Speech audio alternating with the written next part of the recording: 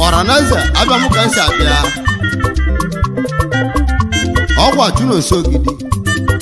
ormu wanam yegu aka je enye won ko bi oja ya ka je enye won bi oja ai ku si je nwayo nwayo oya lele wakama a lele nwanya mma I will not know boss maka ni were me keje oku ya ọ bụ egwu m keji male mu anyị na-egwu n'ụjọ adịrị ya maka na ibe na-eme keji egwu ya ịgba ije ibe nsa ije ibe nsa ije ibe nsa ije ibe nsa ije ibe nsa ije egwu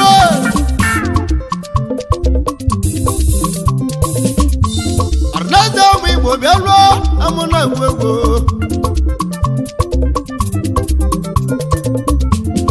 egwu aka ji igwe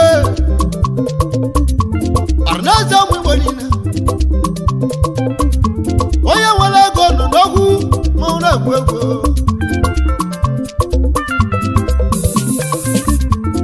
n'ọrụ ego na-ebute ogwu ma ọ na-egwu egwu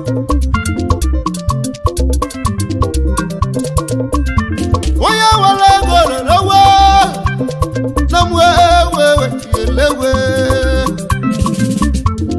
ọrụ ego na-ebute ogwu ibe ji gwogwe ibe ji gwara arnaza ụmụ Igbo niile onye nwere ego nọ n'ogwu ịma na mmadụ na-ata uwe ego ijele gwulu ọnụ ọwara ndị mmadụ abịa nkịtị mana mgbe Chukwu gozie ndị ogbenye ndị asịla kelie na-abụ ibe ndị igwu ọnụwa onye nwere ego nọ n'ogwu ma ọ na-egwu egwu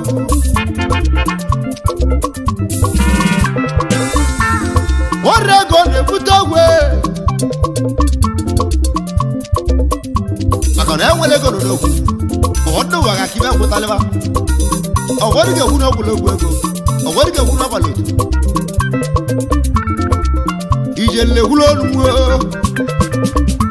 mana m gwala na mgbara ogwu nwe a na-agwawa Igbero onye gwoli ọgwụ ahụ mmanwụ na-egwu egwu ijele mmadụ azara maka na ajụrụ m ndị ụwa ajụjụ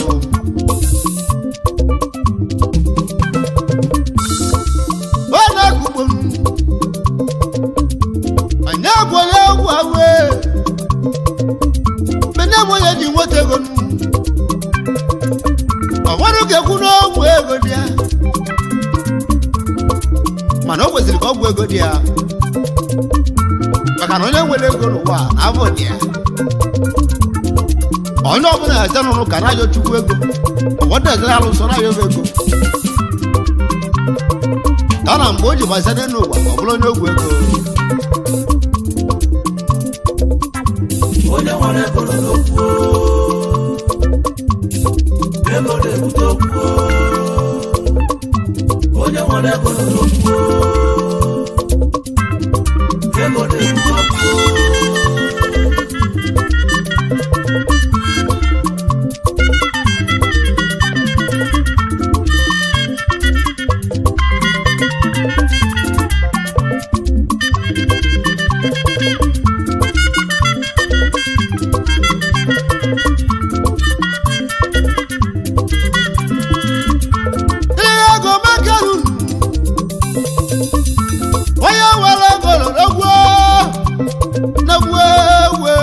lewe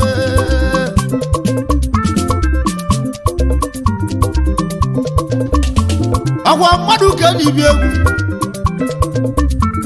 ihe agwụgwọ ya n'ibi egwu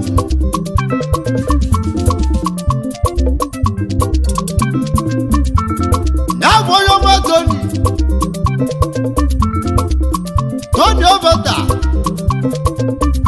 Wachibeleze di Colombia onye na na mbuke n'elia onye ọma Tony Oveta na-abụ agwụ na-eji ibe wa nwoke nwanne Irobo Kingdom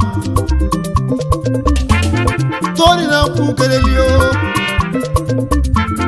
Tony Oveta bịa nuo akụna chibe mmekere yi nwakpalaakụ di Colombia onye mụrụ Tony Oveta akụna chibe adabụ nwoke talawa ego n'ụwanụ ọmalịmọ ya dị mma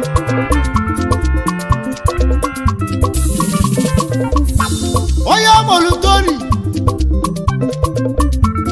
nwoke na nọrọ jade ebe o jere chụrụ ego ya mesịrị o nwere isi Tony Oveta agwụrechi mbe o wee jeje obodo eze na mba ukeneli Tony Oveta bịaruo o mesịrị o mekaniki n'elu ụwa ọmalịmọ ya dị mmanụ ya mesịrị o nwere isi Tony Oveta bịaruo na-ayọ chikelie ajabi ya mama n'ụwa ọma Tony Oveta agwụrechi ibe wa Irobo Kingdom ọ ga-ala ụlọ obi ọcha onye nọ na mba ukeneli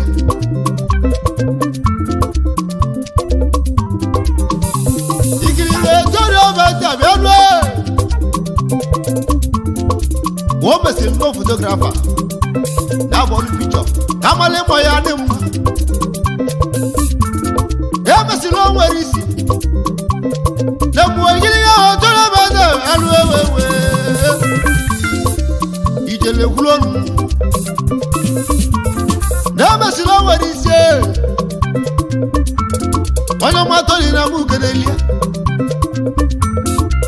ijele mgbawa Tony Oveta agwụ na-eji ibe na bụ nwoke nwere ezi ọgọ ya bụ odogwu na Dubai ọgwa n'ezi oge ya bụrụ Tony Oveta o dujele Ghana Tony welusie Ghana ka ọ dị mewa ọmụma olusie Ghana chukelu wa nwazazi ebere Tony Oveta wee bute ego mgbọdọgwụ ji bute ego ndị asịrị nwekalie Tony agwụgo ọgwụ ego ya ka ndị mfe mere nwoke na-ata obere n'ụwa mana amalịwa ya abụ jabibe ji tiere egwu onye nwere ego nọ n'ogwu ego ijela ngwawa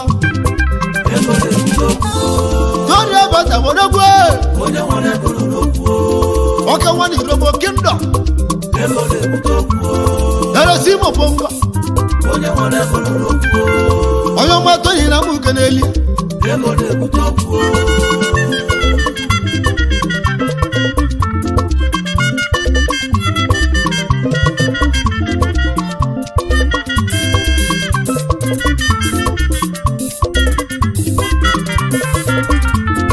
onye mụrụ Tony Oveta odogwu mesịrị ịkpata ego oyibo Tony nwa lụta ụlọ onye lụta ụlọ delichi o mesịrị nwa nwaanyị adelichie Tony Oveta na mba ukeneli odogwu mesịrị igwe moto delichie Tony Oveta na mba ukeneli oke nwanne Irobo Watermelons in Colombia. Onye nwere ego nọ n'okwu Tony nwanne m. Onye ọzọ na mụ keleli.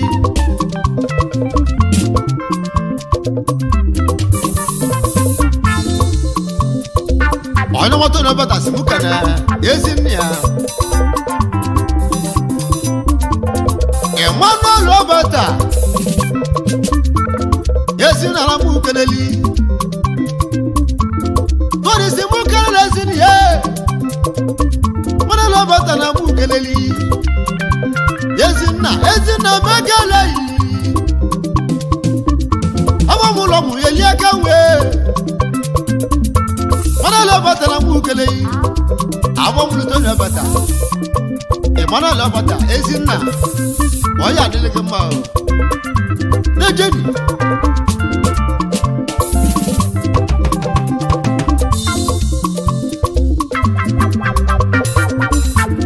Tony Obata bi anuo Ngese mu kene na brazine Agina Obata na mu kele yi Agina na boso ni ama Agina Obata na mu kele yi Kiliwe wewe ijele kulonu Agina Obata Yesi wa na mu kele yi boso ni ama na mula Tony biare Tony Obata na mu keleli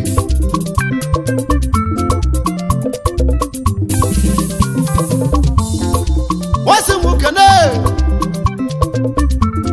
na bezoli akwe Tony Obata Yesi wa na mu keleli Tony Obata Ugaba mu wa Tony Obata biaruo Ugeba mu waya na mu keleli Ugeba mu waya Muya Tony bi anu ego Wanya sana mu jalia Tony Obata Watermelons in Colombia Waka wanri wakendom Era si bongo Na wewe ijele ulonu Oya wala gono na wo Tony nwanne mu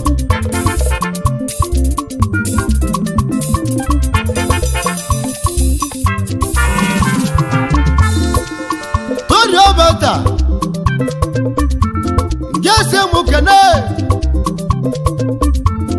Yabu Magnet Obata Yabu Adanie Magnet na mu keneli Eziada makalunu Tony Obata si mu kalunu Arobi na bungo Ijele ulonu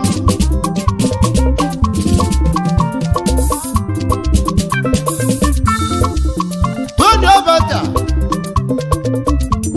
Yese mu kana gozika Wo gozika Obata Na besi wana iwan Gozika makalun Aja wanya Achalugo wanya Eza na mu kaneli Tony Obata Wapala kuni Colombia Madu wake ni cheza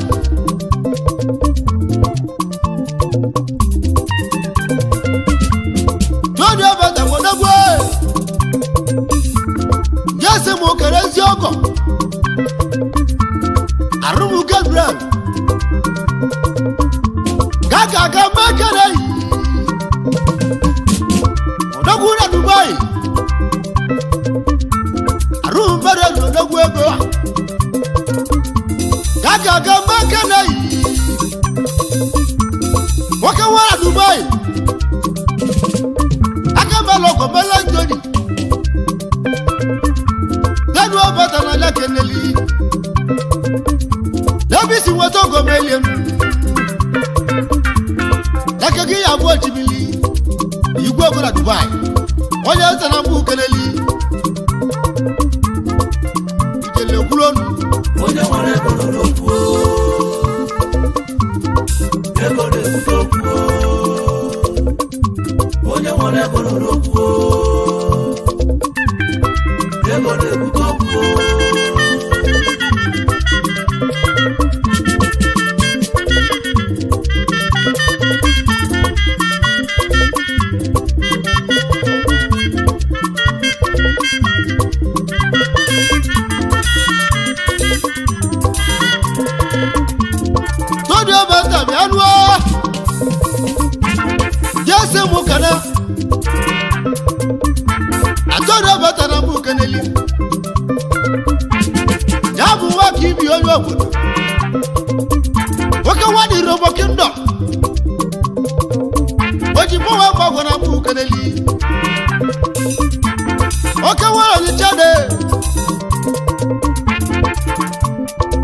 kaneli ezeli abia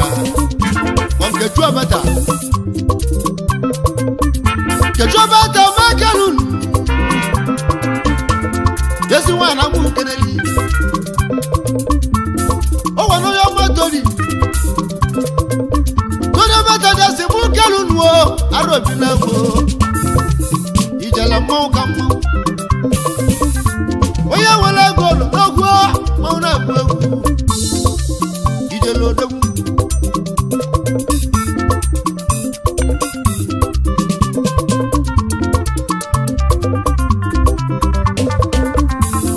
dodo bata bodogwo age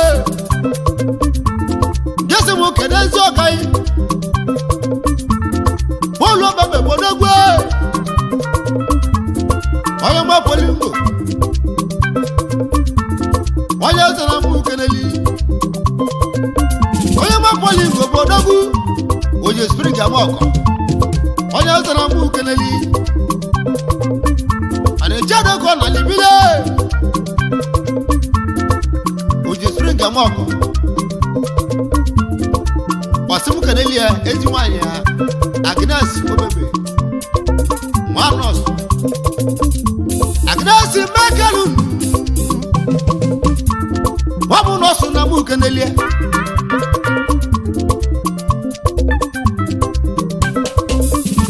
oya wala golu nogwo mauna gwegu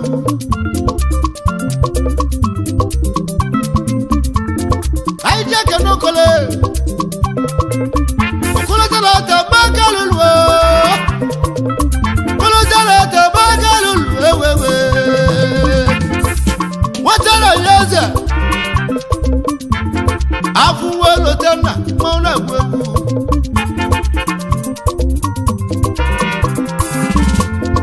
oyeza na mu kenelia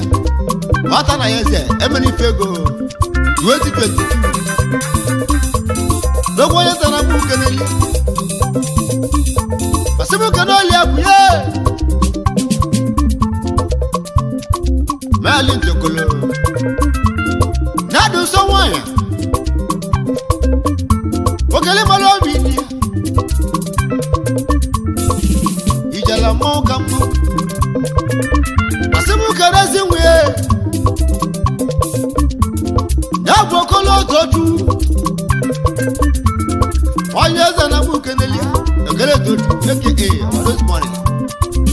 junior oyeza na mu kenelia nemo alusiagu mekalunwo oya wala golo na mo na gwego ijala mo kamo oya na mo na we ai jaka de fai na be fai neji odabu na mbale Imo State wake wana toki na mu kenelia Azamani mekelei Azamani Istanbul onya zana mu kenelia CFO kile go maduka ino bodo ijala mo kamo oya wala go awo arobi na go ijele wulonu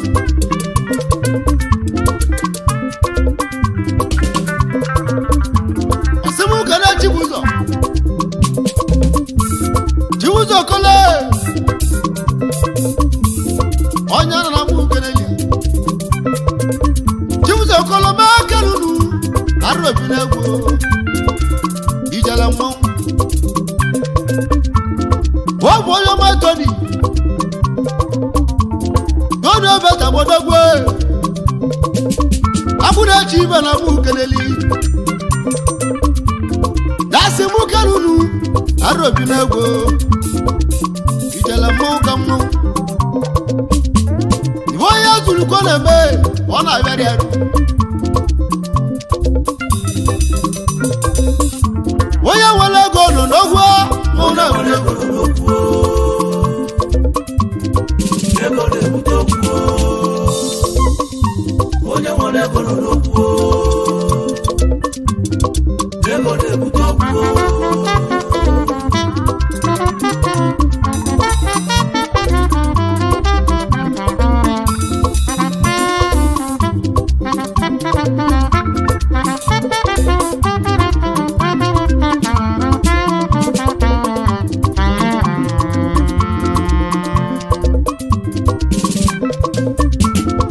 kene New Town Club ni nwere bi nwanne na Ghana o wona gu na ji bo dogwu ego ebu che nwere na mbu keneli onye na mbu keneli abure chibe ebu che ma New Town na Ghana wabala ku ni Colombia abure chibe na mbu keneli yo akana ewulo bu na legeli akwara abure chibe bo dogwu ego nebu ya balele Ghana akana abure chibe na mbu gwale ya nebu ya balele Ghana dogwu ego imale mmo abure chibe na Ghana wabala ku ni Colombia oja sana mbu keneli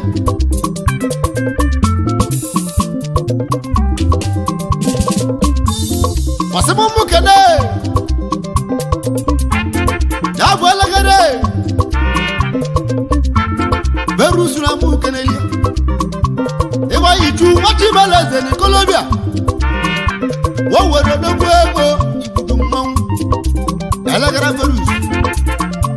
owe jejo ọkọwọ were wabala ku ni Colombia akwụna chibesi mụ kelunu arụ obi na-egwo wabala ku ni Colombia ekwujele Ghana bute gị ekwuje onye eze na mgbujele ya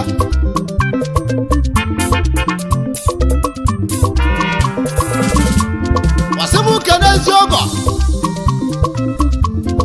ukwu Frederick ugochukwu onye nna ezi ọgọ na mbu keneli ya bụ ugo chalache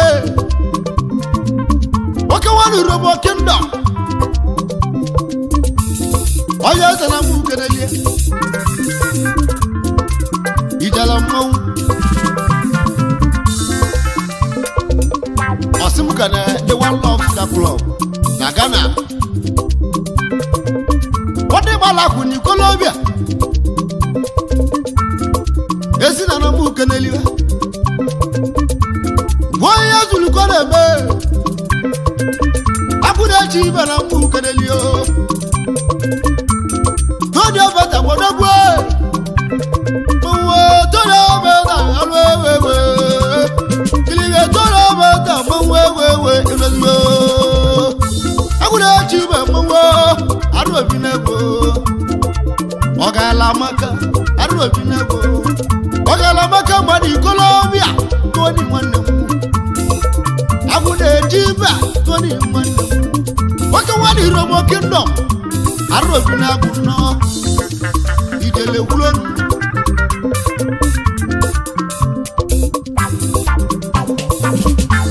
asema mukene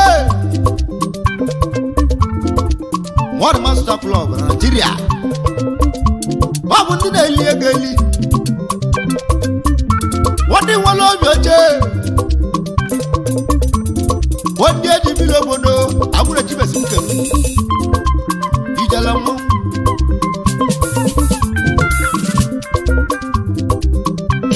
kiliga go maduga ile werewe